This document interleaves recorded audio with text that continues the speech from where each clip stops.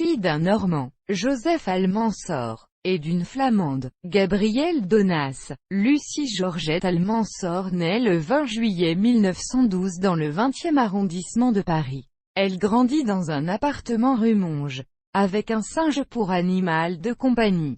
À l'âge de 10 ans, elle déménage rue de la Banque, dans le quartier de la Bourse, où elle habite jusqu'à ses 20 ans. À l'âge de 14 ans, elle est admise au conservatoire de danse. Elle devient la compagne de Louis-Ferdinand Céline en 1935, et l'épouse le 15 février 1943 dans le 18e arrondissement de Paris. Gabrielle et Jean-Paul sont les témoins de mariage. Après leur exode à La Rochelle, ils s'installent en juillet 1940 chez la mère de Céline, puis au 4, rue Girardon à Paris dans un appartement déniché par leur ami Jean-Paul.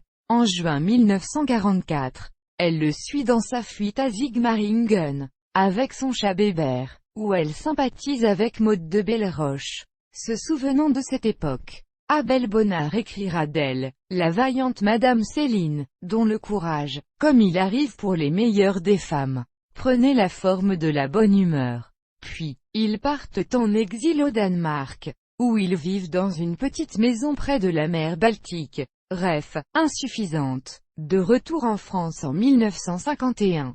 En juillet ils rejoignent des amis à Nice, et ils s'installent à la Villa Maïtou à Meudon.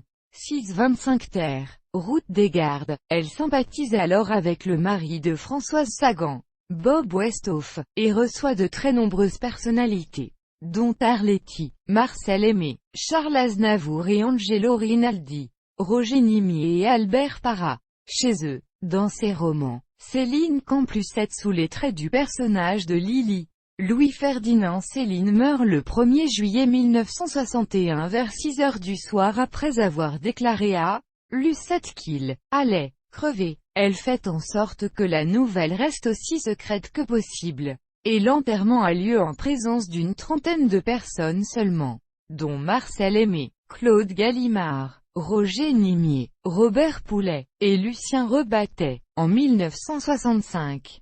Dans un entretien accordé à Colette Gouvion, elle affirme être perdue. Elle enseigne alors la danse classique. Elle fait notamment profiter de ses cours Judith Magre, Françoise et Isabelle Gallimard et Ludmila Tcherina, ainsi que les membres des 2B3 à leur début. Elle écarte également la correctrice et transcriptrice de Céline, Marie Kanawaga, de la préparation des textes posthumes comme Rigaudon. Depuis la mort de Céline et selon la volonté de l'écrivain, elle s'oppose à la reparution de ses pamphlets antisémites en France, à l'instar de Bagatelle pour un massacre, L'école des cadavres ou les beaux draps. En 2012, à l'occasion de son 100e anniversaire, sort un recueil de textes sur Lucette dirigé par David Alliot. Madame Céline, elle vit toujours dans la maison familiale de Meudon.